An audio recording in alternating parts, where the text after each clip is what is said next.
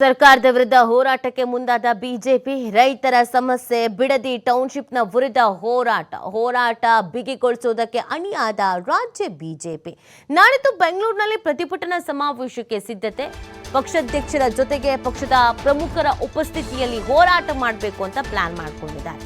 ಸರ್ಕಾರದ ರೈತ ವಿರೋಧಿ ನಡೆಯನ್ನ ಖಂಡಿಸಿ ಬಿಜೆಪಿ ನಾಯಕರ ಧರಣಿ.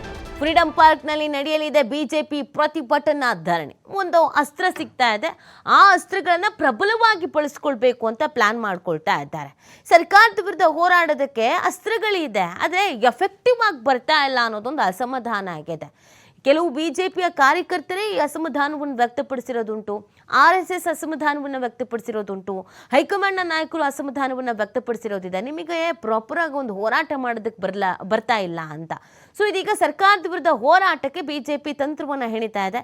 ಪ್ರಮುಖವಾಗಿ ಒಂದಷ್ಟು ವಿಚಾರಗಳಿದೆ. ರೈತರ ಸಮಸ್ಯೆ ಇದೆ, ಮಳೆ ಆಗ್ತಾ ಇಲ್ಲ, ಬೆಳೆಯೋದಕ್ಕೆ ಕಷ್ಟ ಆಗ್ತಾ ಇದೆ, ಸಮಸ್ಯೆ ಆಗ್ತಾ ಇದೆ, ಆ ರೈತರ ಸಮಸ್ಯೆ. ಆಮೇಲೆ ಈ ಬಿಡದಿ ಟೌನ್ಶಿಪ್ ವಿಚಾರ ನೋಡಿ, JDSನವರು ಇದನ್ನು ಬಹಳ ಚೆನ್ನಾಗಿ ಬಳಸ್ಕೊಂಡು ಬಿಟ್ರು. ಆದರೆ BJPಯವರು ಎಲ್ಲೋ ಒಂದು ಕಡೆಯಲ್ಲಿ ಎಡವಿದ್ರು.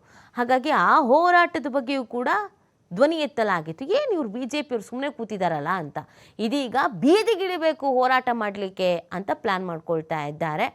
ನಾಡಿದ್ದು ಬೆಂಗಳೂರಿನಲ್ಲಿ ಪ್ರತಿಭಟನಾ ಸಮಾವೇಶಕ್ಕೆ ಸಕಲ ರೀತಿಯಾದಂಥ ತಯಾರಿಗಳಾಗ್ತಾ ಇದೆ. ಪಕ್ಷಾಧ್ಯಕ್ಷರ ಜೊತೆಗೆ ಪಕ್ಷದ ಪ್ರಮುಖರ ಉಪಸ್ಥಿತಿಯಲ್ಲಿ ಒಂದು ಹೋರಾಟದ ಪ್ಲಾನ್ ಮಾಡ್ಕೊಂಡಿದ್ದಾರೆ. ಸರ್ಕಾರದ ರೈತ ವಿರೋಧಿ ನಡೆಯನ್ನ ಖಂಡಿಸಿ ಬಿಜೆಪಿ ನಾಯಕರು ಧರಣಿಗೆ ಪ್ಲಾನ್ ಮಾಡ್ಕೊಂಡಿರೋದು. ಫ್ರೀಡಂ ಪಾರ್ಕ್ನಲ್ಲಿ ನಡೆಯಲಿದೆ ಬಿಜೆಪಿ ಪ್ರತಿಭಟನಾ ಧರಣಿ. ಇದು ಎಷ್ಟು ಮಟ್ಟಿಗೆ ಬಿಜೆಪಿಗೆ ಕೈ ಹಿಡಿಯುತ್ತೆ, ಎಷ್ಟು ಮಟ್ಟಿಗೆ ವರ್ಕೌಟ್ ಆಗುತ್ತೆ ಅನ್ನೋದು ಕೂಡ ಪ್ರಶ್ನೆ ಆಗಿದೆ. ಆದರೆ ಬಿಜೆಪಿ ಮೇಲೆ ಇದೆಯಲ್ಲ ನೋಡ್ರಿ, ಈ ಸರ್ಕಾರದ ವಿರುದ್ಧ ಎಂತೆಂಥ ಅಸ್ತ್ರಗಳು ಸಿಕ್ಕಿದ್ವು, ಬಿಡದಿ ಆಗಿರ್ಬೋದು, ರೈತರಿಗೆ ಆಗ್ತಿರುವಂಥ ಸಮಸ್ಯೆಗಳಾಗಿರ್ಬೋದು, ಎಲ್ಲವನ್ನೂ ಬಿಟ್ಟು ಇವ್ರಿಗೆ ಏನು ಮಾಡ್ಕೊಂಡು ಕೂತಿದ್ದಾರೆ.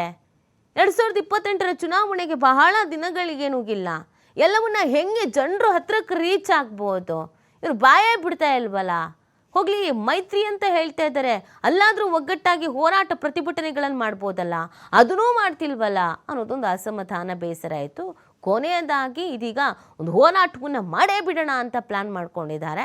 ಅದು ಎಷ್ಟರ ಮಟ್ಟಿಗೆ ವರ್ಕೌಟ್ ಆಗುತ್ತೆ ಅನ್ನೋದನ್ನು ನೋಡಬೇಕಾಗತ್ತೆ. ಮಾಹಿತಿ ನೀಡ್ತಾರೆ ನಮ್ಮ ಪ್ರತಿನಿಧಿ ರಾಕೇಶ್. ಇದೀಗ ರಾಜ್ಯ ಸರ್ಕಾರದ ವಿರುದ್ಧ ಬಿಜೆಪಿ ಹೋರಾಟದ ಹಾದಿಯನ್ನು ಹಿಡಿತಾ ಇದೆ. ಯಾವ ಥರ ಪ್ಲಾನ್ ಮಾಡ್ಕೊಂಡಿದ್ದಾರೆ, ಇದು ಎಷ್ಟರ ಮಟ್ಟಿಗೆ ವರ್ಕೌಟ್ ಆಗ್ಬೋದು ಬಿಜೆಪಿಗೆ ಅಂತ? ಬಿಡದಿ ಟೌನ್ಶಿಪ್ ವಿಚಾರಕ್ಕೆ ಸಂಬಂಧಪಟ್ಟ ಹಾಗೆ ರಾಜ್ಯದಲ್ಲಿ ಇತರ ರೈತ ಸಮಸ್ಯೆಗಳ ವಿಚಾರವನ್ನು ಮುಂದಿಟ್ಟುಕೊಂಡು ಬಿಜೆಪಿ ಹೋರಾಟಕ್ಕೆ ಅಣಿಯಾಗ್ತಾ ಇದೆ.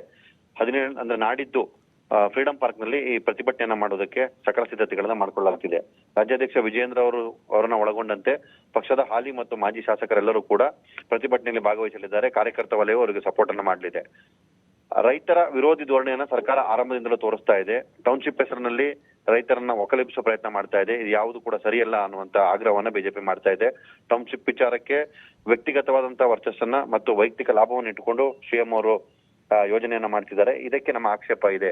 ರೈತರನ್ನ ಒಕ್ಕಲೆಬ್ಬಿಸಿ ಮಾಡುವಂತಹ ಅಭಿವೃದ್ಧಿ ನಮಗೆ ಬೇಡ ಅನ್ನುವಂತ ವಿಚಾರವನ್ನು ಇಟ್ಕೊಂಡು ಹೋರಾಟ ಮಾಡ್ತಿದ್ದಾರೆ. ಈ ಹಿಂದೆ ಕೂಡ ಬಿಡದಿಗೆ ಸಂಬಂಧಪಟ್ಟ ಹಾಗೆ ಪ್ರತಿಭಟನೆಯನ್ನ ಮಾಡೋದಕ್ಕೆ ಬಿಜೆಪಿ ಪ್ಲಾನ್ ಅನ್ನ ಮಾಡಿತ್ತು.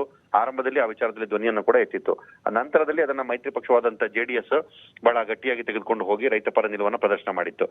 ಈಗ ಎರಡೂ ಪಕ್ಷಗಳು ಒಂದೇ ವೇದಿಕೆಯಲ್ಲಿ ಸೇರಿ ಪ್ರತಿಭಟನೆ ಮಾಡುವ ನಿರ್ಧಾರ ಆಗಿದೆ. ಆದ್ರೆ JDS ಕಡೆಯಿಂದ ಈ ಬಗ್ಗೆ ಸ್ಪಷ್ಟನೆ ಸಿಕ್ಕಿಲ್ಲ. ಅದರ ಹೊರತಾಗಿ ಬಿಜೆಪಿಯವರು ಪ್ರತಿಭಟನೆಯನ್ನ ಮಾಡಿ ಸರ್ಕಾರಕ್ಕೆ ಬಿಸಿ ಮುಟ್ಟಿಸುವ ಪ್ರಯತ್ನವನ್ನ ಮಾಡ್ತಿದ್ದಾರೆ. ಪ್ರತಿ ಬಾರಿಯೂ ರೈತರ ಹೆಸರಿನಲ್ಲಿ ವಾಗ್ದಾನ ಮಾಡುವಂತ ಕಾಂಗ್ರೆಸ್ ಆ ವಿಚಾರದಲ್ಲಿ ಸದಾ ಎಡುತ್ತಾ ಇದೆ ಅನ್ನುವಂತ ವಿಚಾರವನ್ನ ಜನರಿಗೆ ತಲುಪಿಸಬೇಕಾಗಿದೆ. ಆ ಹಿನ್ನೆಲೆಯಲ್ಲಿ ಪ್ರತಿಭಟನೆಯನ್ನ ಮಾಡಿ ಸರ್ಕಾರಕ್ಕೆ ಬಿಸಿ ಮುಟ್ಟಿಸುವ ಪ್ರಯತ್ನವನ್ನ ಮಾಡ್ತಾ ಇದೆ.